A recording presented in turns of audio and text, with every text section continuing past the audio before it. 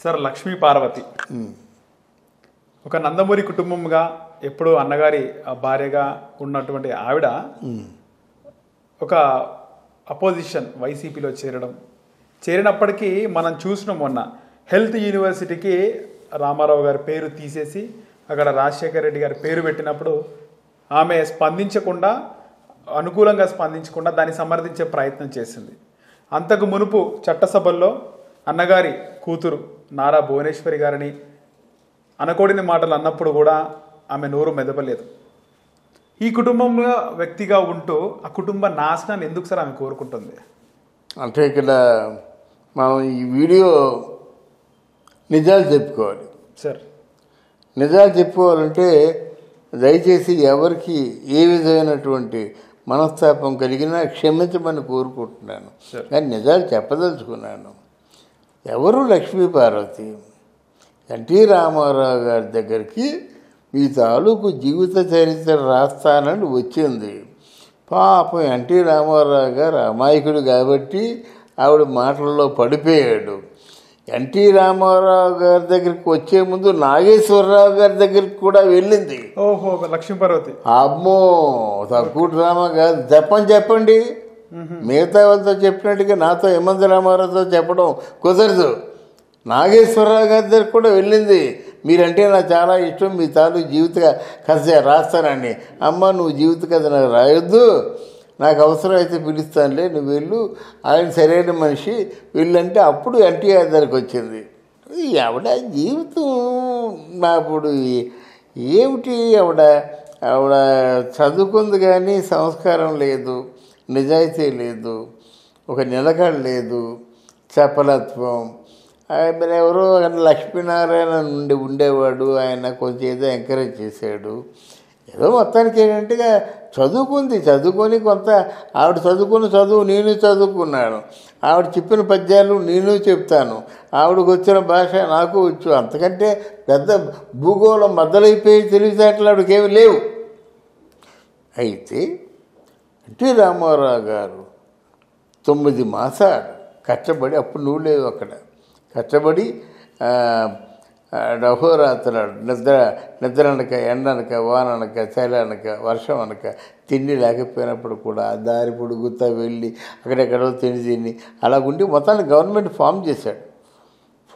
నువ్వు ఎప్పుడు కలిసా? నువ్వు నాదెండ్ల భాస్కర్ రావు గారు వెన్నుపోటు పొడిచిన తర్వాత ఆయన ఒంటరిగా మదన పడుతున్న సమయంలో ఆ ఇంట్లో వాళ్ళెవరూ కూడా ఆయన దగ్గర రాకుండా కొంచెం దూరంగా ఉంటున్నటువంటి సమయంలో నువ్వు కలిసావు. ఆయన బలహీనత నీ బలం అయ్యింది. అర్థమైంది? ఆయన బలహీనత ఏమిటి? తన కుటుంబంలో ఎవరు కూడా రాకుండా ఉండడం ఆయన తాలూకు బలహీనత. నీ బలం ఏమిటి? అప్పుడు నువ్వు ఆయన కోసం కావలసినంత టైంని కేటాయించడం నీ బలం. అలాగైంది. మొత్తానికి నువ్వు ఎలాగో విధంగా రామారావు గారికి భార్య అనిపించుకున్నావు. నిజానికి నువ్వు ఆ రామారావు గారి పక్కన కూర్చొనేటువంటి శక్తి సామర్థ్యాలు ఉన్నాయా? విలువ ఉందా? నీ గుండె మీద చేసుకొని ఆలోచించు. లేదు, ఉండదు. కానీ అక్కడ ఏమైపోయాడంటే ఆయన చెప్పే మాటలు, ఎవరికైనా చెప్పే మాటలు, చెప్పుడు మాటలు చెడ్డవండి. అంటే కుటుంబం మీద వ్యతిరేకంగా చెప్పేసరికి ఆయన కొంచెం మానసికంగా డిస్టర్బ్ అయ్యాడు. మానసికంగా డిస్టర్బ్ అయిన తర్వాత ఏంటంటే, ఇప్పుడు ఆయన ఏదైనా రాజకీయంగా సలహాలు కావాలంటే ఈవిడ చెప్పాలి. ఇదంతా వంటింటి రాజకీయం అయిపోయింది. ఎన్టీ రామారావు గారిని కలుసుకోవాలంటే అమ్మను కలిశారా? అమ్మను కలిస్తే రండి. మరి అక్కడ ఏదైనా పదవులకు కానీ, మన కార్పొరేట్ పదవులకు కానీ, ఇట్లాంటి వాటికి ఏదైనా కావాలంటే అమ్మగారు చెప్పాలి. కాగితం ఎమ్మెల్యే టికెట్లే కాదు, మినిస్టర్లు కానీ, పదవులు కానీ అమ్మగారే చెప్పారన్నమాట. వంటింటి రాజకీయాలు అయిపోయి చివరికి ఏంటంటే ఈవిడ ఒక రాజ్యాంగేతర శక్తిగా నిలిచిపోయింది. ఇంకా తెలుగుదేశం పార్టీ దెబ్బతినేస్తుందేమో భయం. అప్పుడు వీళ్ళు రామారావు గారికి కాళ్ళకు మొక్కి చెబుదాం అనుకున్నారు. ఆయన ససేమర కాదనేశాడు. అప్పుడు వైస్రాయ్ హోటల్లో వాళ్ళు ఏం చెప్పారంటే, నువ్వు పక్క వాళ్ళకు కూడా ఏ సలహా ఇచ్చారంటే, లక్ష్మీభారతి గారు మీరు వెళ్ళొద్దు, వాళ్ళ కోపం మీద ఉన్నారు, అన్నగారు వెళ్తే వాళ్ళు దిగి వస్తారు, మాట్లాడుకుంటారు, ప్రాబ్లం సాల్వ్ అయిపోద్ది అనేటువంటి ఆలోచనతో వాళ్ళు చెప్పినట్టయితే తను బయలుదేరింది. అతను బయలుదేరడమే తను చేసిన తప్పు. బయలుదేరితే కోపంతో ఉన్నారు కదా, ఎవరు కొట్టారో మరి కొట్టారు, చెప్పులతో కొట్టారు. అది లక్ష్మీపార్వతి తగిలింది కానీ రామారావు గారు తగలలేదు, మా తగిలిందని గోల పెట్టుకున్నారు. సో వెరసి ఏమైందంటే లక్ష్మీపార్వతి గారు ఒక అల్లకల్లోలం చేసేసారండి. ఆయనకి ఒక స్థిరంగా ఆలోచించేటువంటి అవకాశం కలగనీయలేదు. చివరికంటే ఆయనకి ఏదో స్టెరాయిడ్స్ ఇంజక్షన్లు అవి చేశారు. శశిభూషణ్, అనిల్ కుమార్ వీళ్ళందరూ ఉన్నారంటే ఆ ఇంజక్షన్లు చేశారు, ఆయనతో బిడ్డలకు అందామని ప్రయత్నాలు చేశారు, మరి విశాఖపట్నంలో ప్రయత్నాలు చేశారని డాక్టర్ కుసుమ చెప్పిన ఆధారాల ప్రకారంగా ఆవిడ ఆయన్ని నానా హింసలు పెట్టేసిందండి.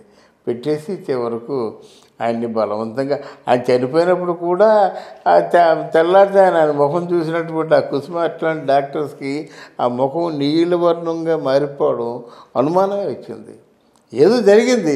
అయితే అక్కడ ఈ చంద్రబాబు నాయుడు ఉన్నాడు కదా, ఇది బయటికి తెలిసినట్టయితే మళ్ళీ మన పరువు పోద్దని చెప్పి కామప్ చేశాడు. అయిపోయిందా? ఇప్పుడు తర్వాత నువ్వేం చేసావు? అన్న ఎన్టీఆర్ పార్టీ అని చెప్పావు, అదన్నా ఇదన్నా పెట్టావు, అయిపోయింది, గోల్మాల్ అయిపోయింది.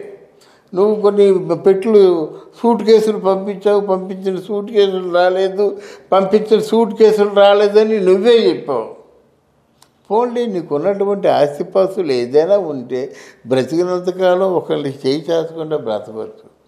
అలాంటిది నీకు వైఎస్ఆర్ కాంగ్రెస్ పార్టీ కావాల్సి వచ్చిందా? వైఎస్ఆర్ కాంగ్రెస్ పార్టీ తరఫున నువ్వు నోటుకొచ్చిన తిట్లు తిడతావా? నీ మొగుడు స్థాపించిన పార్టీ అది.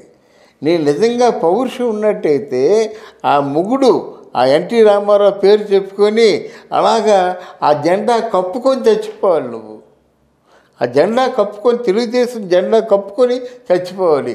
అది నిజాయితీ పొర్రాలైన భార్య అంటే. ఎందుకు వచ్చింది?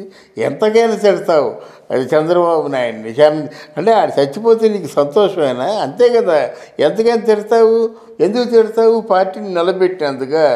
చంద్రబాబు నాయుడు తప్ప ఇంకొకరు ఎవరైనా పార్టీని నిలబెట్టగలరా? ఎందుకు తిడతావు? ఆ పార్టీ కోసమేమో ఆయన బతికి మామూలుగా ఆ సేవలు చేస్తున్నందుగా, ఈ అడ్డమైన తిట్లు తింటున్నందుగా. తప్పు లక్ష్మీపార్వతి గారు చాలా తప్పుగా మాట్లాడుతున్నారు. అసలు వేరే పార్టీలో వేరే వాళ్ళ పంచన ఉండడానికి మీకు ఎలా మనసు ఒప్పింది? ఎలా మనసు ఒప్పింది? ఏ పదవి లేకపోతే మీకేం ప్రాణం పోద్దా? మీ డబ్బు లేదు, మీకు నిజంగా డబ్బు లేదని మీరు గుండె మీద చేసుకొని చెప్పండి. తెలుగుదేశం పార్టీ వాళ్ళందరూ మనిషి ఒక రూపాయి ఇస్తే నాకు 5 కోట్లు అవుతాయి. మీకు మనిషి ఒక రూపాయి ఇస్తే 5 కోట్లు అవుతాయి. ఇలాంటి మాటలు మాట్లాడకండి. హాయిగా నిజాయితీగా మీరు పోవలసిన వాళ్ళే, నేను పోవలసిన వాళ్ళే, కానీ నిజాయితీగా మాట్లాడండి. పోయినప్పుడు ఏది కట్టుకొని పోరు. ఎవరు పోయిన వాళ్ళు ఎవరు కట్టుకొని పోలేదు. ఆ సత్యాన్ని గ్రహించి మీరు ఆ తెలుగుదేశం పార్టీలో ఉన్నటువంటి చంద్రబాబు నాయుడునో లేకపోయినట్టయితే లోకేష్నో వీళ్ళు తిట్టడం వల్ల మీ తాలూకు స్థాయి దిగజారుతుంది, కానీ మీ తాలూకు విలువ ఏమాత్రం నిలబడదు.